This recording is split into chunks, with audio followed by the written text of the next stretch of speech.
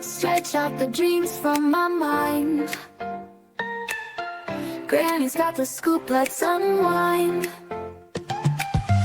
Birds are chirping, singing their tune. Mystery of the day coming soon. Cup of tea and a buttered scone. Start the day, we're never alone. Good morning, rise and shine. Granny's here with stories so fine. Good morning, off we go. To greet the world with a happy glow.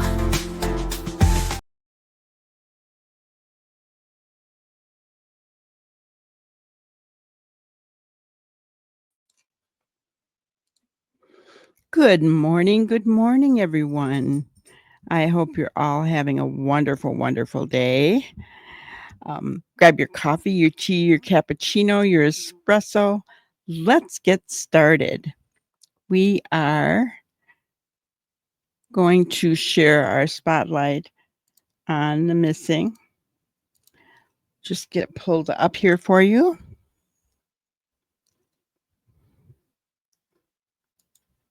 All right, we have Joshua Raymond McBride. Joshua's been missing since June 19th, 2025, last seen in Fairfax County, Virginia. He's 17 years old. He has medical conditions that require medication and may be in need of medical attention.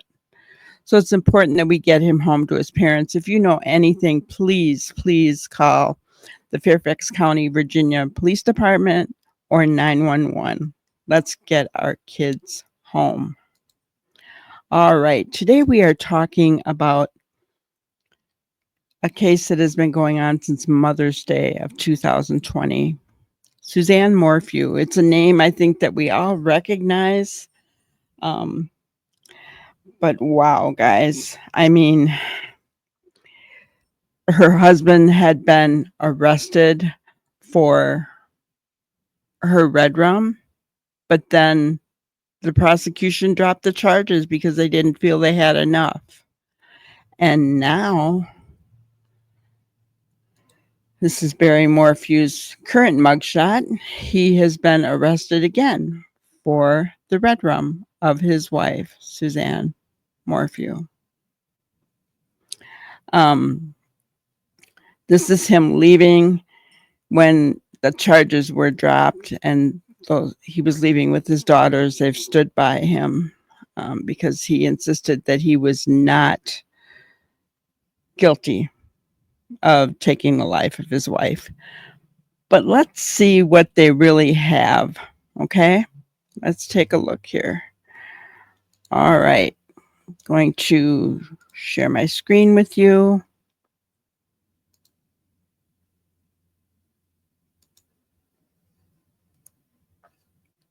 You guys see that all right? All right.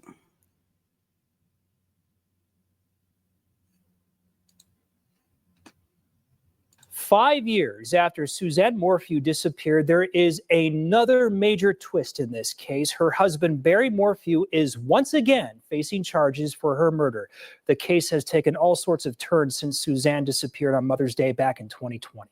Today, prosecutors announced new charges against him and said he's in custody in Arizona. 9 News reporter Spencer Soysher joins us now with more. Hey, Spencer. Yeah, grand jury returned an indictment for first-degree murder in connection to his wife's death. Barry Morphew has denied any involvement in her death. Since she disappeared, her case has received national attention. Investigators have said Suzanne went for a bike ride and never returned home on Mother's Day in 2020. The last known picture showing her alive was taken the day before and sent to a man in Michigan she was said to be having an affair with.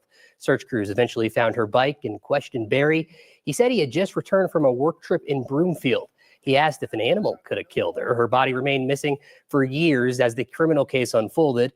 Nearly a year after Suzanne went missing, Barry was arrested for the first time. He was about to stand trial for her murder when prosecutors suddenly dropped the charges against him days before the trial in April 2022.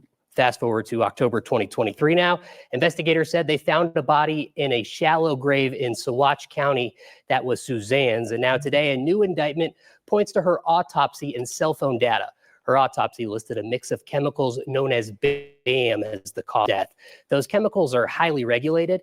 The indictment says Barry Morphew was the only private citizen living in Colorado with access to it. Records show no other people or businesses besides Colorado Parks and Wildlife and the Bureau of Land Management had bought BAM. Throughout this back and forth, from charges being filed to being dropped, Morphew has maintained his innocence. His daughters also stood by his side during the first case. They spoke to ABC shortly after prosecutors dropped charges the first time. We just know our dad better than anyone else, and we know he was not involved in our mom's disappearance. I just love my girls, and I love my wife, and I just want her to be found. Barry is being held on a $3 million bond. We expect to learn more about the charges in a press conference tonight. That begins at 6 o'clock. We have a crew headed there now, and we'll bring you updates on air and online on 9 News Plus.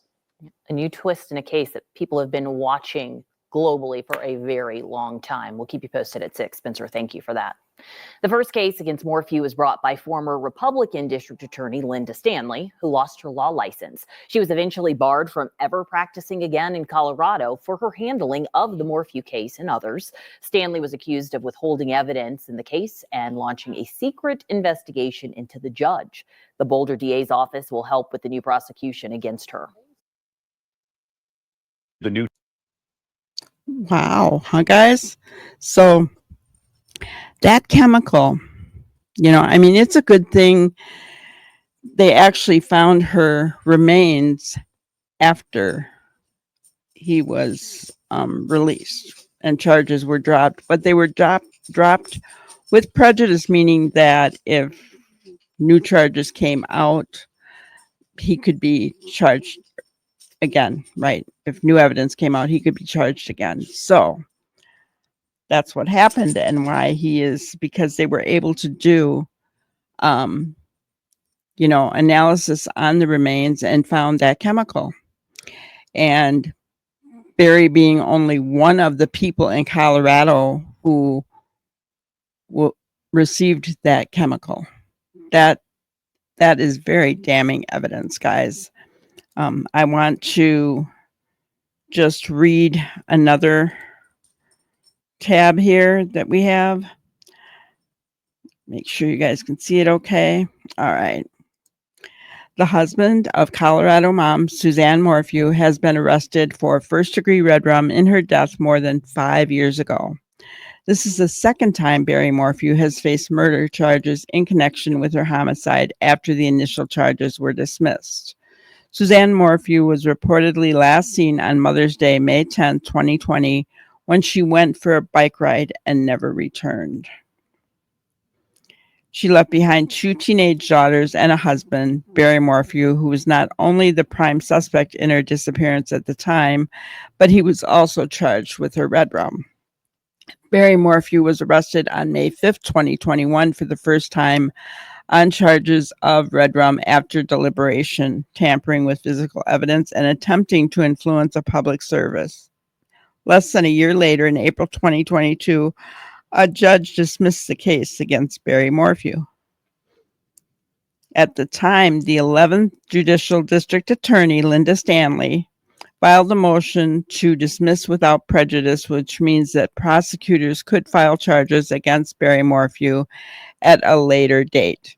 Since then, a disciplinary board has recommended Stanley be disbarred because of improper statements made to the media during the investigation, which they claim contributed to a change of venue for the trial. After the first set of charges were dismissed, Barry Morphew filed a $15 million lawsuit against the 11th Judicial District Attorney's Office, the Chaffee County Sheriff's Office, the FBI, and the CBI claimed he was wrongfully charged in his wife's disappearance, and at that time, presumed death in May 2023. That case was dismissed in September 2024. Good thing.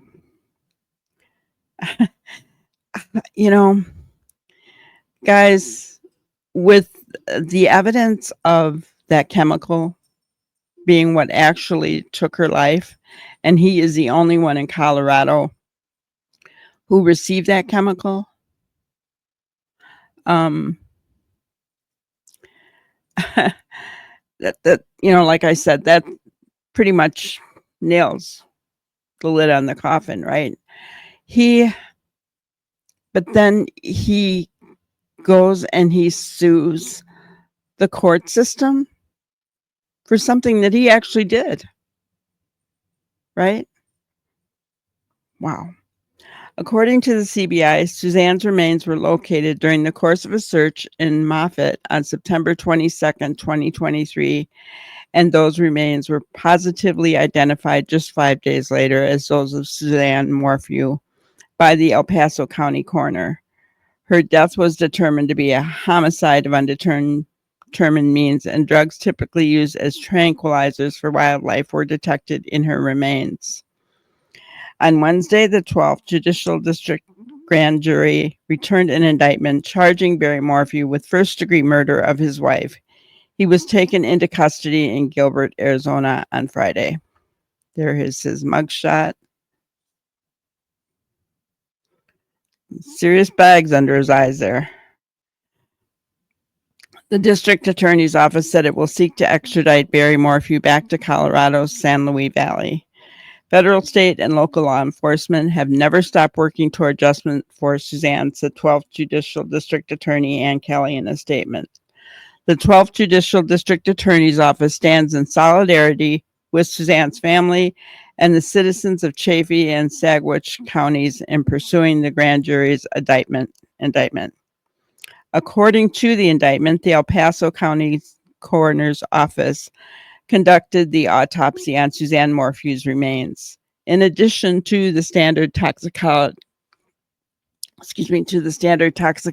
testing, the coroner's office conducted additional toxicology testing at the request of law enforcement for the presence of a chemical mixture known as BAM, or the combination of butyrophenol, azaparone, and medetomidine. Sure, I butchered that. Hang on, guys.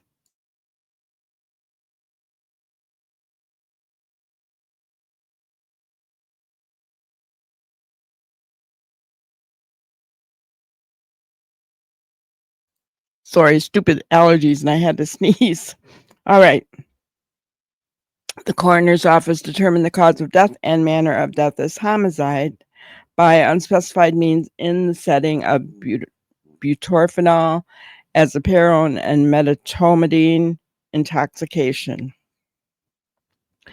BAM is described as a drug primarily used for chemical immobilization and sedation in veterinary medicine, particularly for wildlife and exotic animals.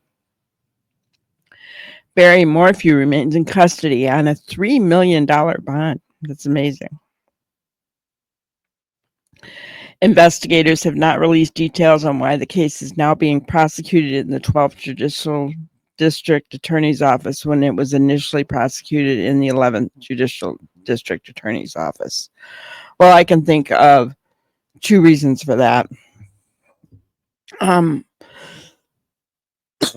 One was because they said that Linda Stanley had said some not so good things. And that was why the change of venue. The other is that he sued the 11th Judicial District, right? So, I mean, kind of even though that case was dismissed, kind of a conflict of interest. I think it's just better to have it in a different jurisdiction altogether. But guys, this is really incredible. You have to wonder what his children are thinking, right? It's a picture of the family when during happier times. But you have to wonder what his kids are thinking now. Because remember, they left the courthouse all smiles when he was released the first time. And in that interview, you saw that they didn't believe that their father had anything to do with their mother's death. You've got to wonder now with the evidence of that drug being in her system and that he's the only one that had access to that drug, what they think. So, I mean, my thoughts and prayers goes out to those girls because I can't even imagine. First they lose their mother, and then,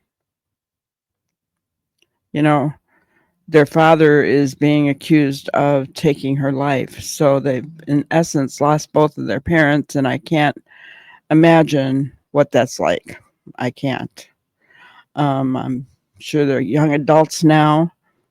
Looks like they were older teenagers here. I don't know. It's hard for me to determine kids' ages these days, but this case is going to be interesting, I think. I'm glad that it is in a different jurisdiction. And I pray that, only truth comes out, right? Only truth, things that matter. And so that Suzanne and her family can receive true justice, right? Because guys, listen, I mean, if for some reason Barry is not the one who did it, we want the truth. Whatever the case may be. The evidence looks pretty damning. But this case has taken twists and turns before, so we'll see what happens now, right? And if you want me to continue to discuss this case, please let me know. Feel free to share your thoughts and your comments below. Even if you disagree with me, as long as you're being respectful, I don't have a problem with that. Please hit the like button on your way out. Hit the subscribe and change the notification bell to all so that you are notified when we do go live, which is most nights 5 p.m. Central Time. We are building a wonderful, caring, safe, respectful community, and we would love to have you as part of that. Thank you so much, and I hope you all have a wonderful, wonderful day. Thank you for watching another episode of Granny's Crime Busters. We really appreciate each and every one of you.